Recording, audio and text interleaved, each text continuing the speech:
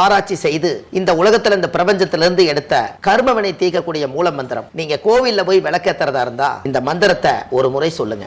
முற்பிறவியில செய்த பாவங்கள் எப்பிறவிக்கும் தொடராமல் இருக்க இப்பிறவியிலேயே என் தந்தை வழியில் வந்த கர்மாவனை, என் தாய் வழியில் வந்த கர்மாவனைகள், என் தாயுடைய கர்ப்பத்திலிருந்து நான் இந்த பூமிக்கு கொண்டு வந்த கர்மாவனைகளும் இன்றோடு நிவர்த்தியாகட்டுன்னு 5 தீபம் விளக்கேத்தி சாமிக்கு தேங்காய் வளம் பூ மாலை கல்கண்டு வாங்கி அர்ச்சனை பண்ணி உங்க ஜாதகத்தை கொண்டு போய் சாமி பாதத்துல வச்சு இன்னையோட எனக்கு எல்லாம் நல்லது நடக்கும்னு மனசார கும்பிட்டு வாங்க. வாழ்க்கையில அசுர வளர்ச்சிக்கு வந்து. அனைவருக்கும் வணக்கம்.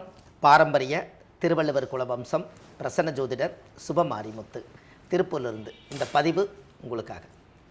இன்றைக்கு ஒரு அற்புதமான ஒரு பூர நட்சத்திரத்தை பற்றி இன்றைக்கி நம்ம பார்க்க போகிறோம்.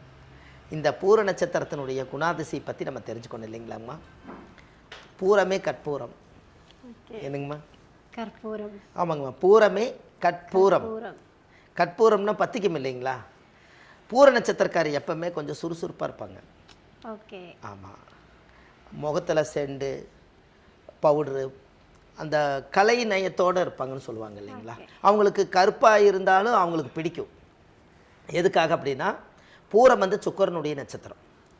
பிறக்கும் போதே அவங்க சுக்கர திசையில் தான் பிறந்திருப்பாங்க. சுக்கரனை இசை, நடனம், நாட்டியம், கலை, பரதம் எல்லாமே சுக்கரன் தான்.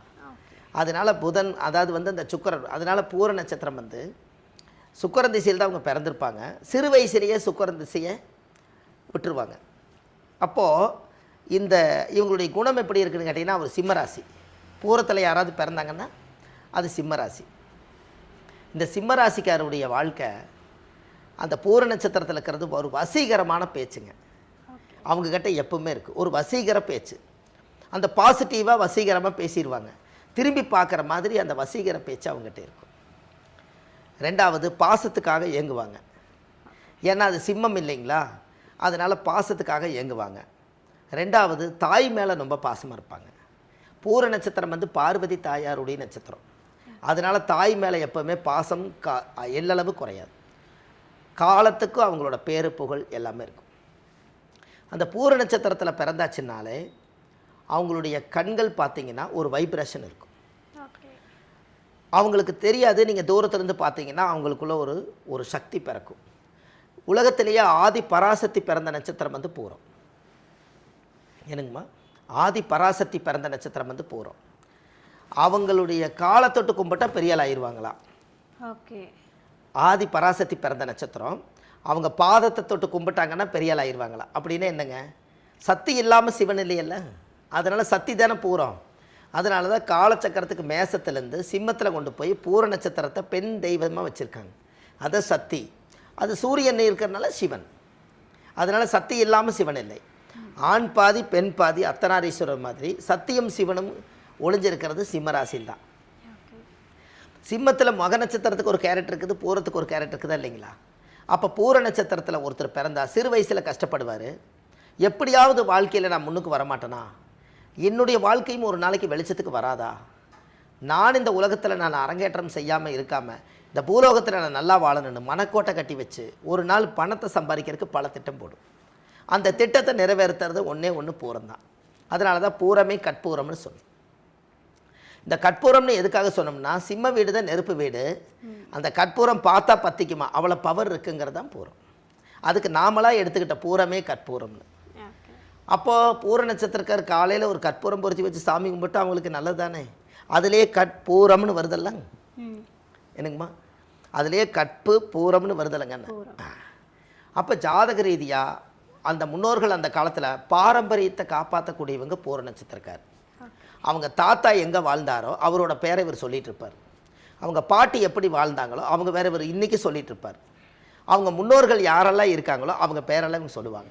ஏன்னா சிம்மம் என்பது ரெக்கமெண்டேஷன், பெரியவர்களுடைய ஆசீர்வாதத்தை வச்சு இவங்க பிழைப்பாங்க. அப்போ அவங்க தாத்தா பாட்டி அவங்க முன்னோர்கள் இவங்களை எல்லாம் இந்த பூர நட்சத்திரக்காரு வணங்கிறது, கும்பிடுறது, திதி கொடுக்கறது, இறந்தவங்களுக்கு தர்ப்பணம் கொடுக்கறது, இந்த வேலையெல்லாம் பூரம் பண்ணும். அப்போ முன்னோர்களுடைய ஆசீர்வாதம் யாருக்கு வந்துச்சுன்னா பூர நட்சத்திரக்காருக்கு தான் வந்துச்சு. அப்போ இந்த பூர நட்சத்திரத்தில் பிறந்தால் ஒரு பெரிய மகாசக்தி படைத்த நட்சத்திரம் இல்லைங்களா? அது நம்ம வாழ்க்கையில் ஒரு பெரிய மாற்றத்தை கொடுக்கும். இப்போ அவங்களுக்கு என்ன அப்படின்னு கேட்டிங்கன்னா, அவங்க பிறக்கும்போது சுக்கிரன் திசையில் பிறப்பாங்க. இந்த சுக்கிரன் திசை வந்து 20 வருஷம் சுக்கிரன் திசை. இதில் 10 வருஷம் இருப்பு வச்சுக்கோங்களேன். ம். தாயுடைய கர்ப்பத்தில் இருந்து ஒரு 10 வருஷம். அப்போ சிறு வயசுலேயே 10 வயசில் சுக்கிர திசை யாருக்கு யோகம்னா குடும்பத்துக்கு யோகம். அவர் பிறந்து தாய் தந்தைகள் வீடு வாங்கியிருப்பாங்க, இடம் வாங்கியிருப்பாங்க, ஒரு சொத்து சுகத்தை தேடி இருப்பாங்க. அப்போ சுக்கிர திசை முடிஞ்சு 2ஆம் திசை சூரியன் திசை 6 வருஷங்க. அப்போ இவருக்கு வயசு 16. செவ்வாய் அப்போ சூரியன் திசை முடிஞ்சு சுக்கிர திசை முடிஞ்சு சூரியன் திசை முடிஞ்சு சந்திர திசை 10 வருஷங்க. 16 ஒரு 10 26. அப்போ சந்திரன் திசையிலே இவருக்கு கல்யாணம். 26 வயசுக்கு மேலே கல்யாணம். எது வரைக்கும் கல்யாணம்? செவ்வாய் திசை 16 26க்கு அப்புறம் செவ்வாய் ஒரு 7 வருஷம், 26 ஒரு 7 33. அப்போ 33 வயசுக்குள்ளே ஒருத்தர் கல்யாணம் பண்ணாமல் இருக்க மாட்டாங்க. அப்போ சந்திரன் திசைக்கு மேலே சந்திர திசையோட செவ்வாய் திசையிலே இவங்களுக்கு கல்யாணம். ஓகே. இந்த செவ்வாய் திசை வரைக்கும் கஷ்டப்படுவாங்க. ராகு திசை வந்தால் தொழிலில் அசுர வளர்ச்சிக்கு வருவாங்க. ராகு எப்போ வருது அப்படின்னு கேட்டிங்கன்னா 26. அப்போ ஜாதகத்தில் பார்க்கும்போது சுக்கிரன் ஒரு 10, சூரியன் ஒரு 6 16, சந்திரன் ஒரு 10 26, செவ்வாய் ஒரு 7 33 வயசுக்கு மேலே தான் ராகு திசை வருது. ஓகே. இந்த வயசில் ராகு திசை வரும்போது இவர் மெச்சூரிட்டியாக தானே இருப்பார். கண்டிப்பா. கரெக்டானுங்கம்மா? மெச்சூரிட்டியாக தான் இருப்பார். ம். இந்த 33 வயசுக்கு மேலே நாம் ஒரு மனுஷனாக மாறிட்டோம். அப்போ அந்த மனுஷனாக மாறி நம்ம சமுதாயத்தில் நம்மளெல்லாம் மதிக்க ஆரம்பிச்சிட்டாங்க. அப்போ நம்ம அதில் ஜாதகத்தில் வந்து நம்மளுடைய கர்மாவில் கழித்து நாம் இந்த பூலோகத்தில் இடம் வாங்கி வீடு வாசல் கட்டி சொத்து சுகத்தை தேடி நல்லா இருக்கணுங்கிற எண்ணம் 33 வயசில் வந்துடும். ஓகே. அப்போ ராகு திசை 18 வருஷங்க. அப்போ ராகு திசை 18ன்னா 32 18 50 வயசாச்சு. அப்போ 51 வயசு வரைக்கும் ராகு திசை அவர் ஜாதகத்தில் கரெக்டாக வந்து எங்கே உட்காருதுங்க? ராகு திசை 50 வயசு வரைக்கும் 51 வயசு வரைக்கும் இருக்குது. அப்போ இவருக்கு 51 வயசு வரைக்கும் ராகு திசை இருந்தால் அந்த 51 வயசுக்குள்ளே இவர் வேக்கியானமாக பொழைச்சிக்கணும். ஓகே. என்னங்கம்மா? ராகு வந்து பிரம்மாண்டம். ம். ராகு வந்து பெரிய மனுஷங்களை எல்லாம் சாதாரணமாக வளைச்சி போட்டுரும். ஓகே. ராகு வந்து படம் எடுக்கும், பாம்பு படம் எடுக்கும், மனுஷங்களும் படம் எடுப்பாங்க. அப்போது இந்த ராகுல என்னன்னு கேட்டால் அந்நிய மனிதர்களுடைய தொடர்புகள் நிறைய கிடைக்கும். ம். அந்நிய மனிதர்கள் அப்படின்னா யாருன்னே தெரியாது, அவங்க நம்மளோட நட்பு வச்சுக்குவாங்க. அப்புறம் தொழில் ரீதியாக வருவாங்க. அப்புறம் நம்ம லைஃப்பில் வந்து ஒரு தொழில் பண்ணலாமான்னு கேட்பாங்க, ஒரு பார்ட்னர் ஆவாங்க. எதையாவது ஒன்றை பிடிச்சி அவங்க இன்வெஸ்ட் போட்டு இவங்க இன்வெஸ்ட் போட்டு பெரிய ஆள் ஆயிடுவாங்க. அதனால தான் ஒன்றுக்கு ஒன்று செயின் மாதிரிங்க. அப்போ இந்த ராகுல தான் நம்ம யாருன்னே தெரியாதவங்களோட பழகி நம்ம மைண்டை கன்வெர்ட் பண்ணி அதுக்குள்ளே சுற்றிக்கிட்டு எப்படி வளரலான்னு பல திட்டம் போடும் ம். இந்த ராகு. அதனால தான் ராகு ஏன் அந்நிய மனிதர்கள்னு பேர் வச்சாங்கன்னா, ராகுக்கு சொந்த வீடு இல்லை. அதனால் நாம் எங்கேயாவது ஒரு பக்கத்தில் நாம் போய் சுற்றிக்கிட்டே இருக்கிற இடத்துல எல்லாம் பழகி அவங்கக்கிட்டேருந்து திறமைகளை கற்றுக்கிட்டு நாம் எப்படி சுதாரிப்பாக வாழுதுங்கிறத, அது சொந்த வீடு இல்லாதனால, அது சொந்த வீட்டில் இல்லாதனால அந்த வீட்டை என்னைக்கு விட்டு வெளியே வருதோ அன்றைக்கி அது பெரிய ஆளாயிடும். ஓகே.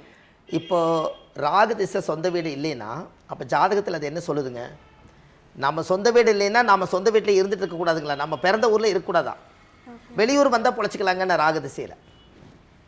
ஏன்னா பாம்புக்கு சொந்த வீடு இருக்குதுங்களா? இல்லை வீடு கட்டி ஏதாவது ஏசி ரூம் போட்டு வச்சுருக்கா? இல்லையில்ல, கரெக்டு தானேங்க? அப்போ ராகு அப்படித்தான் இருக்குது. அப்போது இந்த ராகு திசையில் 51 வயசில் ராகு திசைனா அவர் செட்டில் ஆயிடுவார். 51 வயசுக்குள்ளே எல்லாத்தையும் கடந்து சம்பாரித்து ஒரு தொழிலில் ஒரு லெவலுக்கு வந்துடுவார். ராகு முடிஞ்சு குரு திசை 16 வருஷங்கும் போது ஓகே. 50 16 66 ப்ளஸ் 67 67 வயசுங்கும் போது அவர் வாழ்க்கையில் எல்லா கடமையும் முடிஞ்சு, குரு என்பது ஒரு மகான்கள் ஒரு இடத்துல ஒரு ஆசிரம் மாதிரி உட்காந்துக்க வேண்டியதுதான். ஓகே. அப்போ பாருங்கள், குரு திசையில் அவர் ரிட்டையர்டு. கரெக்டுங்களாம்மா?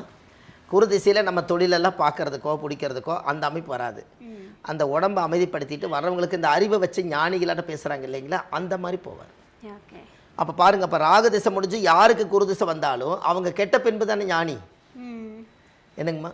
அதான் கெட்ட பின்பு தானே ஞானி. என்ன நீ ஞானியாட்ட பேசுகிறேன்னா ஆமா. அவன் வாழ்க்கையில் கெட்டு போனவங்க ஞானி மாதிரி தானே பேசுவார். அதான் கெட்ட பின்பு ஞானி. கரெக்டுங்களா? அப்போது இந்த ராகு திசை அப்போ ராகு திசை 51 வயசு, குரு ஒரு 16. அப்போ எல்லாம் சேர்த்தும் போது 66 வயசு தாண்டிடுதுங்களா? அதுக்கு மேலே சனி ஒரு 19ங்கும் போது அவர் 70 80 கோடி போயிடுறாரு. கரெக்டுங்களாம்மா? ஆனால் இந்த காலத்தில் நாம் 70 80 வயசு வரைக்கும் முதல்ல இந்த உடம்பை வச்சிருப்பானே தெரியல. அப்போது இவருக்கு ரிட்டையர்டு வயசு எதுன்னு கேட்டால் ராகு தான் ரிட்டையர்டு, குரு தான் ரிட்டையர்டு. ஓகே. ராகுல 51 வயசு தான், குரு வந்து 16 வருஷம். அப்போ அவருக்கு ஆமாம் நிம்மதியான ரிட்டையர்டு எதுன்னு கேட்டிங்கன்னா அது. அப்போ நம்மளுக்கு இந்த குரு திசை முடியறதுக்குள்ளே நம்ம வாழ்க்கையில் கொஞ்சம் சேகரித்து நம்ம அதுக்குண்டான வழி செஞ்சுக்கணும் இல்லைங்களா? கண்டிப்பாக. அப்போ பாருங்கள், பூர நட்சத்திரத்தில் பிறந்தவருக்கு இங்கே பாருங்கள் பூர நட்சத்திரம் அசுரகுரு, ம். அங்கே வந்து குரு தேவகுரு. இங்கே அமைதியாக இருக்கிற இடத்துல தேவகுருவே உள்ளே வருது பாருங்கன்னு. அசுரகுரு சுக்கிரன், தேவகுரு குரு தான். இவர் எப்போ வர்றாருங்க? குரு கடைசியா. குரு கடைசியில் வர்றாரு. அந்த குருவில் இவர் குருவாக இருப்பார். அதை காப்பாற்றி வச்சுக்கிறது அவங்க திறமை. ஓகே. என்னங்கம்மா? ஓகே. உங்களை வந்து நாங்கள் ஒரு பெரிய மனுஷனை எடுத்துக்கிட்டோங்க, உங்களை கேட்டு எந்த காரியம் வந்தாலும் செய்யலான்ட்டு இருக்கோம், ஒரு கோவில் அறங்காவலராக உங்களை போடலான்ட்டு இருக்கோம், நீங்கள் ஆன்மீக சேவையெல்லாம் பண்ணுறதை பார்க்கும்போது உங்கள் பின்னால் நாங்கள் வரலான்ட்டு இருக்கிறோங்கிறத குரு திசை வரும்போது குருவாக மதித்து காப்பாற்றி வச்சுட்டா குருவே குருவாக இருவரலைங்கன்னு. ஓகே. என்னங்க இல்லைங்களா? அதாவது எல்லாரும் குருவே துணைன்னு சொல்கிறத விட குருவுக்கே துணையாகிறது அதுதானே இல்லைங்களா? அப்போ வந்து ஜாதகத்தில் அந்த பவர். அப்போ இந்த காலகட்டங்களில் சுக்கிரன் திசையில் பிறந்து பூர நட்சத்திரத்தில் பிறந்தவருக்கு குரு திசை வந்தால் அவருக்கு அசுர வளர்ச்சி யோகத்தையும் பார்த்துட்டு அப்போ சம்பாரித்து வச்சதை குருவில் மிச்சப்படுத்தி வச்சு வாழ்ந்து காட்டினா போதுங்க. என்ன தேடி வச்சுக்கிறாரோ அதை தக்க வச்சுக்கணுமில்ல. இனி போகிற காலகட்டங்களில் இந்த காசு பணங்களை எல்லாம் நாம் சம்பாரித்தா மட்டும் பத்தாது, பாதுகாப்பு பண்ணுறதுக்கே முடியாத அளவுக்கு இனி காலம் பிறக்க போகுதுங்க. அப்போ எத்தனையோ ஏமாற்றங்கள் இருக்குது, எத்தனையோ இன்வெஸ்ட் பண்ணி நம்ம வாழ்க்கையில் கடைசி காலத்தில் இப்படி எல்லாம் சம்பாரித்து விட்டுட்டுங்க, இது அதை நம்பி போட்டேன் இதை நம்பி போட்டேன்னு எத்தனையோ இருக்குது இல்லைங்களா? அதையெல்லாம் மீறி நம்ம உழைச்ச காசு நல்லா இருக்கணும்னு சொன்னால் நாமளும் அப்படியே வளர வளர அந்த புண்ணியமும் தானமும் தர்மமும் செஞ்சுட்டு வந்தீங்கன்னா அந்த தப்பான வழியை காமிச்சு கொடுக்காம கடைசி காலத்தில் நல்ல வழியும் நல்ல இடமும் நல்ல சிம்மாசனமும் நம்மளுக்கு கிடைக்கும். அதை சிம்மம். ஓகே. என்னங்கம்மா? இதெல்லாம் வாழ்க்கையில் இந்த பூர நட்சத்திர சிம்ம ராசிக்காரர்களுக்கு ஒரு அற்புதமான கோயில் இருக்குதுங்க. அந்த கோவில் உங்களுக்கு நான் தர்றேன். அந்த கோயிலுக்கு அவங்க போயிட்டு வந்தாங்கன்னா முதல் தாயுடைய கர்ப்ப வாசனை தோஷம் நிவர்த்தியாகி தாய்க்கு ஒரு நன்றி செஞ்சுட்டு அந்த தாய் அந்த ஒரு பிறந்த நட்சத்திரத்துக்கு இந்த பூமாதேவிக்கு ஒரு நன்றி செய்வார். இது எல்லாம் பார்த்து வாழ்க்கையில் ஒரு பெரிய மாற்றத்துக்கு பூர நட்சத்திரம் வரும். வேக்கானமாக பொழைச்சதுன்னா அந்த பூர நட்சத்திரம் அசுர வளர்ச்சிங்க. ஓகே. ஆமாம், இது எல்லாம் மக்களுக்கு ஒரு பெரிய உதாரணம் இல்லைங்களா? கண்டிப்பா. சுக்கிரன் வந்து அசுர குருவா இருந்து குருவாவே வந்து அவருக்கு மட்டும் தான் தேவகுருவா வராரு. ஆமா. அதுவே வந்து அவங்களுக்கு கிடைச்ச மிகப்பெரிய பாக்கியம். பெரிய பாக்கியம்ங்க. தேவகுருவா வர்றது பெரிய விஷயம். ஓகே. இவருக்கு இப்போ அங்கே தான் பகையை தீர்த்துக்கிறாங்க. அசுரகுருவு தேவகுரு ஒரு வீட்டில் இருந்தால் ஆகாதுன்னு சொன்னவங்க அவர் இதில் அசுரகுருவில் ஆரம்பித்து கடைசியில் தேவகுருக்கு நன்றி சொல்கிறாரு. ஓகே. கரெக்டு. தேவகுருவுக்கு நன்றி சொல்கிறாருங்க என்ன. ஆனால் பிறந்தது யாரோட திசை இல்லைங்க? அசுரகுருவில். ஆனால் நன்றி சொல்கிறது எதில்? பார்த்துக்குங்க. அப்போ யாரும் யாருக்கும் பகை இல்லை. நமக்கு நாமளே வாழ்ந்துட்டா போதும், அவ்வளோதான். நமக்கு நாமளே வாழ்ந்தாலே போதும். நமக்கு நாமே திட்டம்ங்கிறது தானுங்க இது. கண்டிப்பாக. ஜாதகம்ங்கிறது நமக்கு நாமே. இப்போ ஜாதகத்தில் என்ன சொல்லுதுன்னா ராசி கட்டத்தில் ஒவ்வொரு கிரகம் இருக்குது இல்லைங்களா? எங்கெங்கே இருக்குதோ அப்படியே நீங்கள் வாழ்ந்துட்டு போயிட்டா உங்களுக்கு எந்த தொந்தரவும் இல்லை. எகென்ஸ்டாக வாழ்ந்தால் மட்டும்தான் அந்த கிரகங்கள் எகென்ஸ்ட் ஆகுதுங்கன்னு சொல்கிறேன். ஓகே. என்ன புரியுது? கிரகங்கள் எங்கெங்கே இருக்குதோ அங்கங்கே அந்தந்த வேலையை பார்க்கணும். அப்படியே நீங்கள் வாழ்ந்துட்டு போயிட்டா உங்களுக்கு எந்த ஒரு தொந்தரவும் பண்ணாது. நீங்கள் எகென்ஸ்ட் அந்த கிரகத்துக்கு பிடிக்காத ஒரு வேலை செய்கிறதுனால அந்த கிரகத்துக்கு கோபம் வந்து நம்மளை லாஸ் பண்ணுதுங்கன்னு சொல்கிறாங்க. புரியுது. இப்போ குரு திசை நடக்குது. மஞ்சள் செடி கேள்விப்பட்டிருப்பீங்கல்ல? இப்போ குருன்னா மஞ்சள் இருந்தானே. அவர் விவசாயம் பண்ணுறவர் குரு திசை நடக்கும்போது மஞ்சள் நாற்று வச்சாருன்னா அந்த திசைக்கு அந்த மஞ்சள் நாற்றுக்கு சம்மந்தம் இருக்குது, பணம் சம்பாரிச்சிருவாருங்க. இதுக்கு குருவுக்கு பிடிக்காததை ஒன்றை கொண்டுட்டு போய் ஏதாவது ஒன்று செஞ்சால் தானே அது லாஸ் வரும். அப்போ கிரகம் எப்படி இருக்கோ அப்படியே வாழ்ந்துட்டு போயிட்டு அந்த பிரச்சனை இல்லைங்கன்னு. Super super. அதான். அதாவது வந்து இப்போ பூர நட்சத்திரக்காரங்களுக்கு வந்து ஒரு கிளாரிட்டி கிடச்சிருக்கும். என்னன்னா ஓகே நமக்கு இந்த திசை வந்து இப்போ நடந்துக்கிட்டு இருக்குது, ஐயா சொல்லிட்டாங்க, சரி இந்த நேரத்தில் வந்து நம்ம இதை செஞ்சுக்கலாம் அப்படின்னு சொல்லிட்டு ஒரு கிளாரிட்டி கிடைச்சிருக்கு. ஒரு சூப்பரான கிளாரிட்டியை வந்து பூர நட்சத்திரக்காரங்களுக்கு கொடுத்துருக்கீங்க. அடுத்த ஒரு நட்சத்திரத்தில் வந்து பார்த்து நிறைய விஷயங்களுக்கு எடுத்து தெரிஞ்சுக்கோங்க. சரிங்கம்மா, ரொம்ப நன்றிங்கம்மா, வணக்கங்க. பூரம் பற்றி பேசிகிட்டு இருக்கோம். பூரம் நட்சத்திரத்திற்கு ரொம்ப அழகான பலன்கள்லாம் கொடுத்துட்டீங்க. பிரச்சனையிலேருந்து விடுபடணும்னாலே எல்லாருக்கும் வந்து கோவில் வழிபாடு தான் சிறந்ததுன்னு அவங்கள வந்து எல்லார் மனசுலையும் ஒரு தீராத நம்பிக்கையாக இருக்குது. கண்டிப்பாக. நீங்களும் பூரத்துக்கு ஒரு கோவில் சொல்கிறேன்னு சொல்லிட்டீங்க. இந்த பூர நட்சத்திரம் எந்த கோவிலை போய் வழிபட்டுட்டு வர? கண்டிப்பாங்க, ரொம்ப சந்தோஷம். அதாவது பூர நட்சத்திரம் சிம்மராசியில் பிறந்திருக்கிறவங்க பாருங்கள், இவ்வளவு தூரம் உங்களுக்கு இந்த பூர நட்சத்திரத்தை பற்றி வாழும் இயற்கை, இந்த வாழும் இயற்கையில் உங்கள் ஜாதகத்தில் பாருங்கள், திசையோட வயசோடு வாழ்ந்தீங்க. கடைசியாக இந்த கோயிலை போய் நீங்கள் பார்த்துட்டு வந்தால் தானே எந்த டிராஃபிக் இல்லாமல் நீங்கள் தடையெல்லாம் வாழ முடியும். அதுக்கு பூர நட்சத்திரத்தில் யார் ஒருவர் பிறந்தாலும் அந்த காலத்தில் சித்தர்கள் மகான்கள் யோகிகள் எல்லாம் நட்சத்திர கோயிலே கட்டி வச்சுருக்காங்க.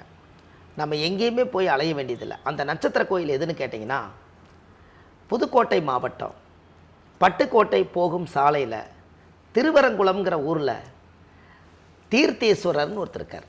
அவர் தான் சிவன்.